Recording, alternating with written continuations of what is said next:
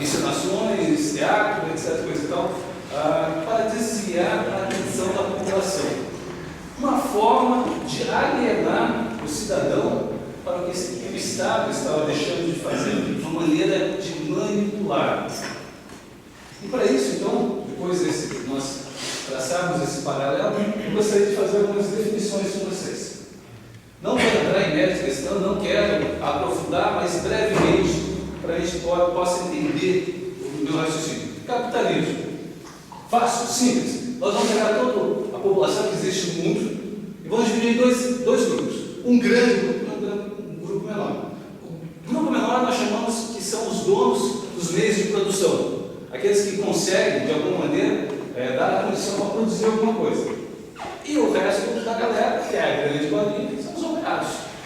Entendendo essa divisão básica entre os donos e meios de produção e os operários, elas conseguem então entender o capitalismo, que nada mais é do que, pela força de trabalho dos operários, os meios de produção que são privados, que tem um dono, geram renda, geram lucro acima disso. E daí então aquela palavrinha que o nosso amigo Orlando gosta, né, que é a taxa de mais-valia. Nada mais é do que se apropriar da mão de obra dos trabalhadores, fazer isso.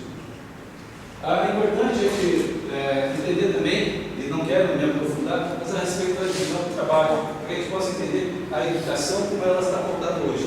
Basicamente, tem duas coisas: o trabalho intelectual e o trabalho braçal, o trabalho operário, aquele trabalho manual que nós fazemos diariamente. Divisão do trabalho.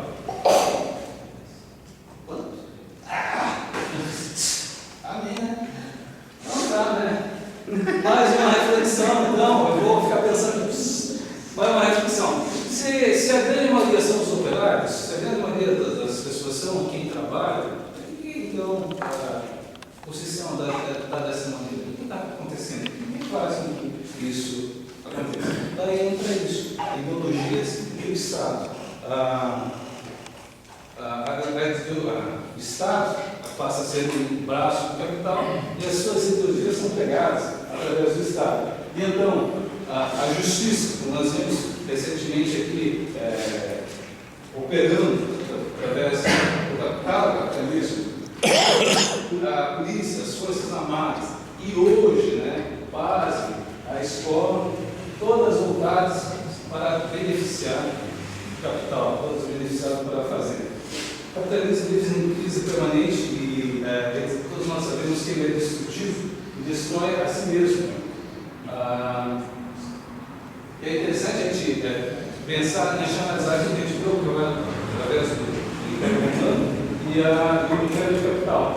E vai ter lá as mesmas coisas: o uso da força bruta, a poderosa exército e a sofisticação hoje. O que é? Antigamente foi pão e circo. Hoje, a educação. Então, passou a ser uma maneira de alienar as nossas pessoas, nossas crianças, e nós mesmos. Eu, até bem pouco atrás, fazia parte desse.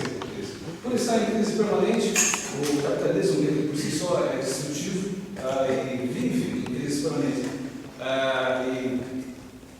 Ele viveu o seu auge de ouro no século passado, logo depois das grandes guerras mundiais. Né? Durante 20 anos ele foi abraçado, ele foi show de bola e só alegria. Mas, evidentemente, como ele é cíclico, após isso começou.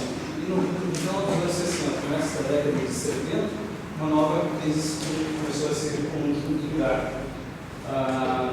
Uma proposta, obviamente, era acabar então com os trabalhadores, aquele estilo melhor. O desenvolvimento da tecnologia foi apontada como uma maneira de resolver. No Brasil não foi diferente.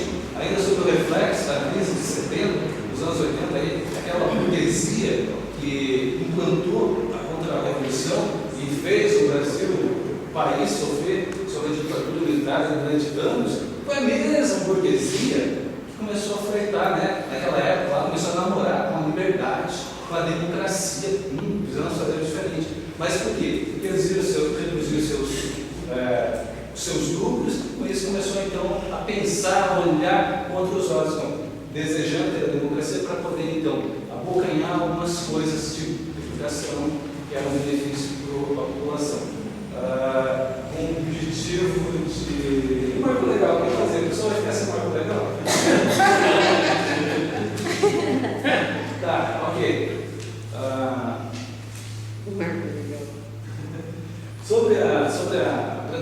lá do que é título bonito, aquela coisa bonita chamada empregabilidade, né?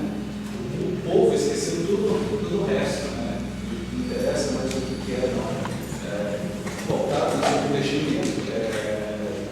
regime do capital financeiro internacional, então o mundo começou a olhar exclusivamente para aquele lado. É interessante a gente pensar, né, que a escola deixou de ter um valor muito importante. Ele passou a valer para quem não possa, né? Estar no mercado, estar no mercado de trabalho e ter uma renda que lhe permita viver como cidadão consumidor, elegendo assim o trabalho no contexto fundamental do processo de formação do cidadão. O trabalho passou a ser a coisa mais importante no processo de formação do cidadão. Beleza. Infelizmente não tem mais tempo, mas se tiver a parte mais legal. A resolução, decreto 2208 de 97 estabeleceu os pilares da educação que nós temos. De cara, evidentemente, que não foi quem idealizou isso, quem abriu as porteiras ao neoliberalismo, não idealizou a educação do jeito que era. Foi se apropriando, foi se ajeitando para que pudesse chegar onde está. Em dois pareceres, parecer 15 de 1998 e parecer 16 de 1999, decretou então que nós temos por educação ainda hoje. Esses pareceres, né, o 15 de 98 e o 16 de 99, gravou nas diretrizes curriculares a política da desigualdade, e essa reconhece a importância das hierarquias e a submissão ao sistema que nós temos. A escola sempre sempre foi, sempre será uma maneira de nós mudarmos a sociedade. Nós temos uma vida melhor e nós conseguimos alcançar a tal liberdade. Conhecereis a verdade,